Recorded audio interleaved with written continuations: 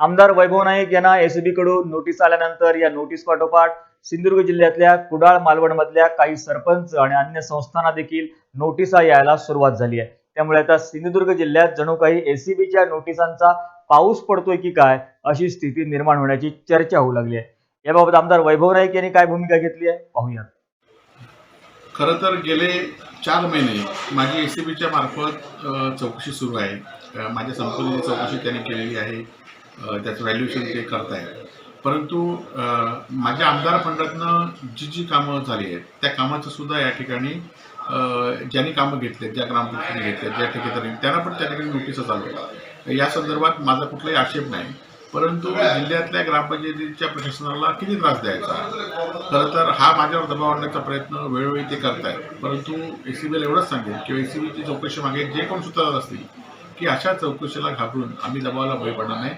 निश्चितपणे शिवसेनेचं काम ज्या पद्धतीने चालू आहे जास्त जोमाने आम्ही या ठिकाणी काम करू आणि चौकशीला जे सहकार्य लागेल ते सहकार्य आम्ही निश्चित करू। परंतु ज्या लोकांना, सर्वसामान्य लोकांना त्रास देऊ नये, जवळजवळ आज 200 लोकांना त्यांनी नोटिसा वेगळ्या पद्धतीने काढल्या आणि त्यांना त्रास देण्याचा प्रयत्न या ठिकाणी सुरू आहे आणि त्यामुळे खरं तर या लोकांना त्रास झाल्याबद्दल मी त्या लोकांची माफी मागेन, परंतु त्या चौकशीला सुद्धा त्यांनी सामोरं जावं आणि जी काही चौकशी असेल त्या चौकशीला आम्ही होऊ।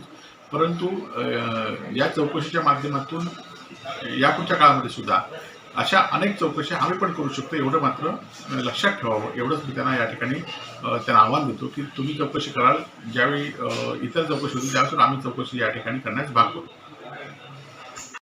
पण नेमकी काय आहे या नोटिशींची पार्श्वभूमी याबाबत सविस्तर माहिती देत आहेत आमचे प्रतिनिधी दिगंबर वालावलकर। वालावलकर काय साहेब, काय सांगाल? सिंधुदुर्गामध्ये एबीसीच्या नोटिसींचा पाऊस पडतोय असं म्हटलं जातंय। आमदार वैभव नाईकांपाठोपाठ आता काही कार्यकर्त्यांना, सरपंचांना देखील नोटिसा आल्यात। काय माहिती आहे तुमच्याकडे? जोशी सर, या संदर्भात जर आपण बघितलं असेल तर यापूर्वी सुद्धा अशा नोटिसा आलेल्या आपण बातमी प्रसारित केली होती आणि त्यानंतर जर आता बघितलं असेल तर आमदार वैभव नाईक यांना वारंवार नोटिसा दिल्यानंतर आता त्यांच्या संबंधी जे सरपंच होते त्या सरपंचांना सुद्धा नोटिसा दिल्या गेल्या। त्यामध्ये कुंदे सरपंचांच्या नोटिसीची बातमी आपण काही 2 दिवस काल केली होती आणि त्यानंतर जर आता बघितलं असेल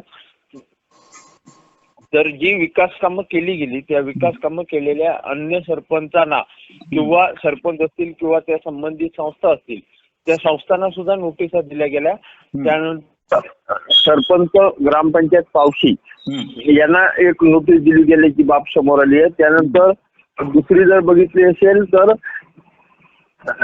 चेअरमन जे संबंधित ज्या संस्थेच्या नावावर, चेअरमनांच्या नावावर ही कामं घेतली गेली होती ती नेरूर ग्रामोत्कर्ष मजूर सहकारी संस्था मर्यादित नेरूर यांना सुद्धा नोटीस दिली गेली आहे।